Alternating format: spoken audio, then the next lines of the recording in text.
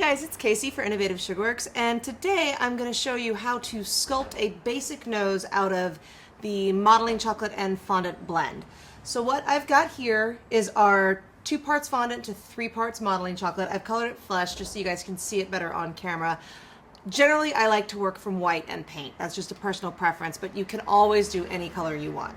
I've also got a little bit of water here, my rolling pin, and the shapers that I'm going to use to do this. I tend to keep both my large and my mini shapers on hand because I never know what I'll need, but the 4 basic shapes you'll need are the bone chisel, which is the orange one, the cup chisel, which is our purple color, and your tapered point, which is the blue.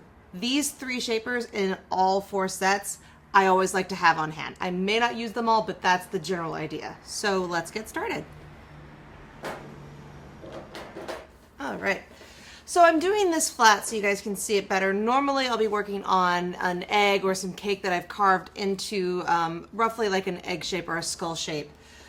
You want that because it's important that working flat is very difficult because your face obviously is not flat. It's got that gentle curve. So whenever I'm practicing, this is how I practice all the time. I start with a big piece of my fondant that has that gentle curve to it to mimic how my skull is shaped. And so then you'll take another piece, depending on the size nose you want, is the size you choose. And I'm shaping it, I call it a kite shape. So it's going to be kind of tapered at the top with the point right here, and then we'll slope down either way. If you don't do this shape to start off with, you lose the septum. The septum is this part right here between your nostrils. That's really important. If you don't have that, you tend to look like either you have like a really extreme pug nose or a pig. So septums are important. And we're going to go ahead and flop this guy on here. And then using my orange shaper, go ahead and just blend that in all the way around.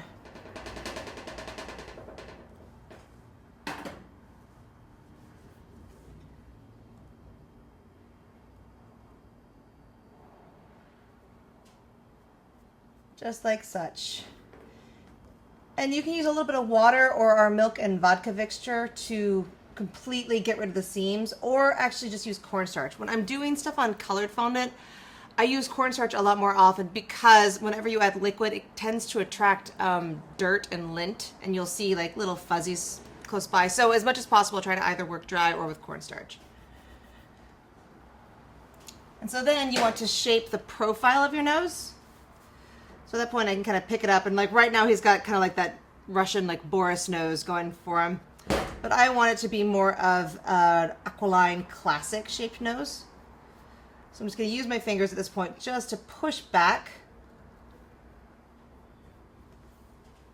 just to get more of a classic slope like that. And so now I'm going to do the nostrils.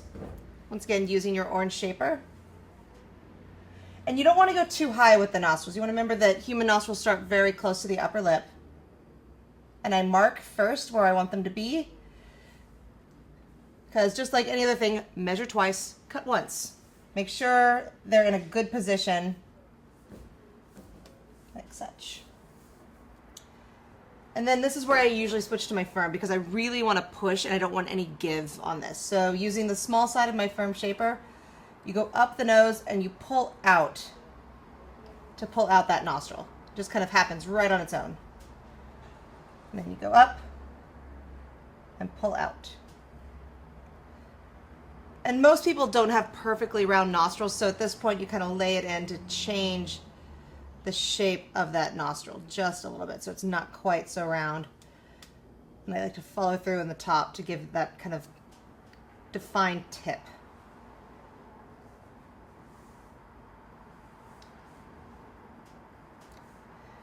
So then from here, I'll go to my soft purple, the lip chisel. This is perfect for doing like right here where you've got the folds of the nose. You just lay it in where that nostril begins.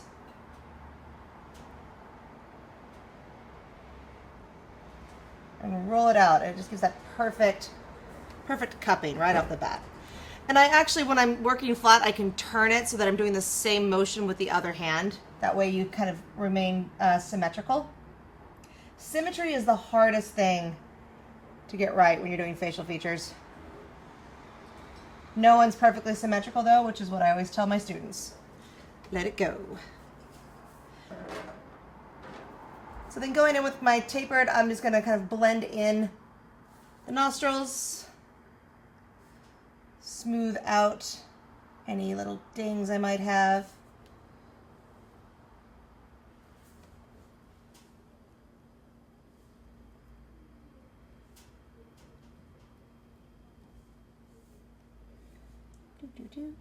Smooth out the tip. And the last thing is right here where the septum is, most people have a pretty direct angle from their septum to their upper lip. Right now on my guy, it kind of like flows down. So once again, using the lip chisel, I'm just gonna tuck that very bottom portion of the nose in, and then switching back to the tapered point, blend it down. So I've got the definition of the bottom of the nose, getting ready to go into the upper lip. And of course you can sit here and tweak and play with this as long as you want to get it, but that's a pretty nice basic nose.